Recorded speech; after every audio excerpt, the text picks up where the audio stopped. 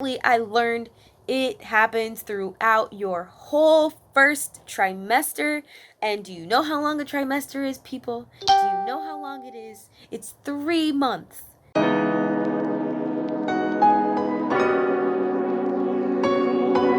Morning sickness absolutely sucks. What they don't tell you is that it's not just morning sickness, it's afternoon sickness, it's bedtime sickness, it's shower sickness, it's, in the middle of washing dishes sickness. It could last 5 minutes, 10 minutes, 30 minutes, it could last all day. I literally had a day where from the moment I woke up until the moment I went to sleep was just constant nausea. And it was the worst thing ever. Nothing I ate made me feel better. Laying down didn't really make me feel better. I mean, it just felt nice to not be moving around. Just because, when your stomach hurts, it's just better to lay down. But it didn't necessarily stop it. I was just more comfortable. The smell of foods will make you want to throw up. Oh, and that's another thing. Some people throw up and some people don't. Right now, I'm one of the people that don't. So it just makes it that much worse for me, I feel. But then again, maybe the throwing up one is even worse because you're actually throwing up. You're going through the physical trauma of having to throw up. When you're really, really nauseous and then you throw up and then you feel better because you needed to throw up. That's not happening for me. I'm just basically sitting here just, gagging for no reason. It makes me want to shoot myself. It's to the point where I'm not 100% sure how far along I am. I know I'm around 8 weeks because that's usually when the nausea gets really bad, and that's the point where I'm at right now, where it's lasting hours. It's to the point where I've cried twice so far because I'm so over it. I'm so tired of it. To be completely honest with you, I wish I had my period. And it sucks because I really want to be, I really do want to be happy. I am internally happy that I'm pregnant, but the symptoms will take that happiness away. And this is horrible. This is horrible that this is what we have to go through.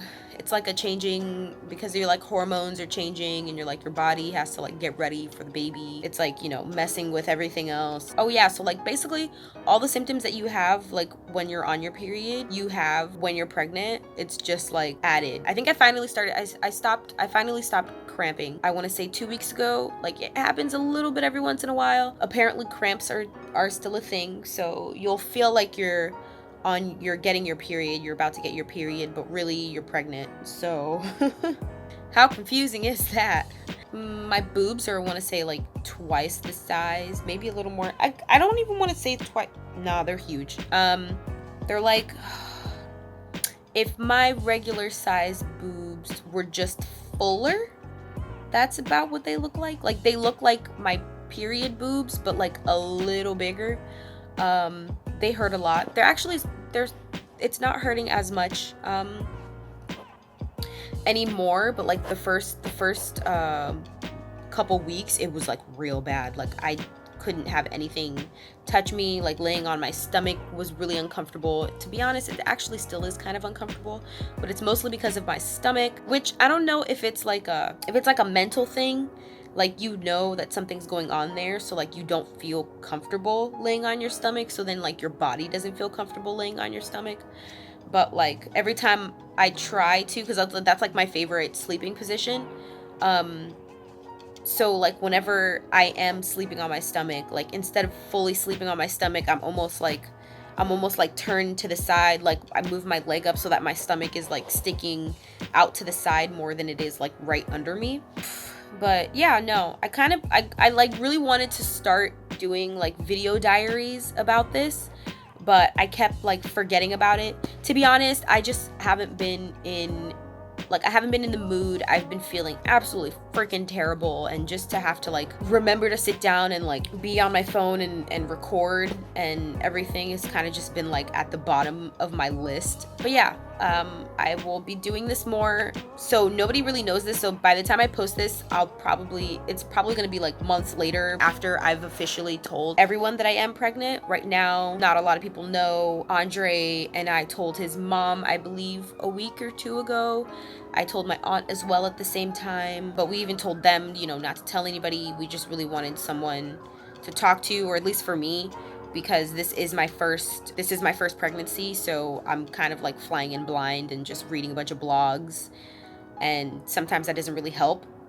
Sometimes you just really want someone that to talk to, that have been through it. My aunt is also a nurse and she studied this, so it's just been kind of like helpful having someone to talk to and to at least like talk me through everything. But just like, working through all those things, you have time, but it's also just, things to think about, because, when you're so worried about like actually going through the pregnancy, you kind of don't think about all the things that you're gonna need to do afterwards, like the healing process, maternity leave, insurance, and just all of that, like having help after you give birth, because you're still healing, you're getting used to having a baby, having something, another person literally depending on you for their life. And plus it's from what I've learned from looking up things, it can be very emotionally stressing, physically stressing.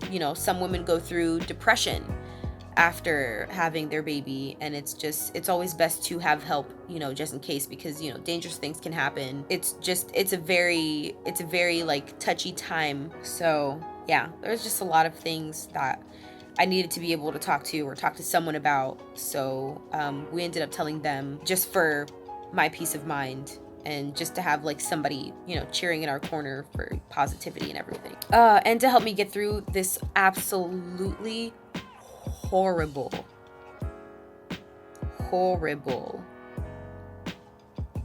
nausea. Morning sickness is such a horrible name for morning sickness. Like, it's not just the morning. Like, I thought it was just, you wake up, you feel bad, you kind of throw up, you feel better.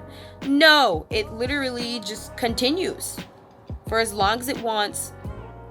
I actually ended up buying 3 different things to see if they would work. My doctor told me about ginger. So there's ginger tea. Well, anything ginger, really. Ginger tea was helping a lot in the beginning, but I think once the nausea started getting really bad, it kind of only worked within the time of me drinking the tea, and then right after, it was just like, bam, I'm back. Hi, what's up? You didn't get rid of me. And then there's also like sucking on ginger candies, which I bought. I haven't tried them yet. There's also eating used to help with the nausea, but then that stopped very quickly. I think that lasted like maybe 2 weeks or so, and then when it started getting really bad, like it was like, oh, this isn't helping anymore. And then once it gets really bad, like food is kind of like not something that you want to think about. You don't want to smell it. So I've resorted to eating my tortilla chips. I love tortilla chips. And my aunt told me saltine crackers, because you want to keep what you're eating very light and drink lots of water, because food is kind of just going to keep messing with your stomach. Your stomach is uneasy, so just like dumping a bunch of stuff in there isn't helping. And then plus you kind of just like lose your appetite. Like there are just certain things that you just don't want to eat anymore. I had like wonton soup, and like the broth was absolutely delicious. I ate a couple dumplings, and then later when I went back to eat the rest of it, the broth was still fine, but then like I think like I broke the dumpling or wonton, whatever the heck, in half, and like I saw the stuff that was in it, and it automatically like shut down. I was like, I'm not eating that. I can't do it. Even though I ate it hours before, I literally took everything out and just drank the broth. So eating is very hard. Andre has been cooking me dinner, and he's a great cook. He's an amazing cook. I love his food, but like it's been so hit or miss, and it's kind of like I'm kind of like mad at myself about it, because like he's making me dinner, and I'm I get home, and the food's done and cooked, and then I sit down, and he pulls me out a plate, and I'm kind of just like I don't think I can eat this. So you can imagine how he feels. At one point he was just like, you're not eating anything I'm making you. He's like, what's the point? What do you want to eat? And it sucks because like you really don't know what you want to eat. Like at this point, it's really just soup. Shoot, I got off topic again. Oh, so yes, I bought a couple things to help with the nausea. So the ginger candies, they're supposed to be like really good with ginger in general is supposed to be really good with nausea, and you're supposed to like suck on the candies and it's supposed to like help ease your stomach. I also got this what is it called? It is nausea and tummy. It's a nasal inhaler. And it has like essential oils in it, and it has like ginger and peppermint and orange, I believe. And you're supposed to just like breathe it in really deeply. It's kind of like the same thing when people have like sinuses and they have that little tube that they put in their nose, and that's supposed to help. So I did try that one last night actually, and it immediately cured the nausea, and I think I was fine for a couple of hours because I was able to watch a movie and Living Single, and I made it through the night. But then when I went to go to bed, it got really bad. I think that's when my body started really like realizing the nausea was there, and it was like coming back, and like trying to fall asleep was actually really hard. And I tried it again. And it did help. I tried it this morning. It didn't really work much. The nausea came right back. So I don't know. I'm gonna have to see about that one. I also got, it's like a wristband, like a pressure point thing. You're really supposed to wear it like all day, every day, except when you're in the shower. I've gotten hit or miss reviews about it. A lot of people say it does work. It just takes a couple of hours for it to really like kick in, but then like you basically can't take it off. And I feel like that would be a little more obvious for me to be walking around wearing, you know, this pressure wristband. I can only imagine how many people are going to ask me why the hell I'm wearing this wristband. So I'll probably save that one for last, for like when I actually start telling people. For now, yeah, I'm trying to try the incognito fix my nausea, please, because I can't do this anymore. Before this turns into way too long of a video. Yeah, that's it for now. If anything, I don't know, I might touch up on like the being tired for the next one, because boy, exhaustion hits you like a brick. But yay, thank you for watching diary number 1. This should have technically been like number 4 or something, but like there's 9 months of this. We'll be fine.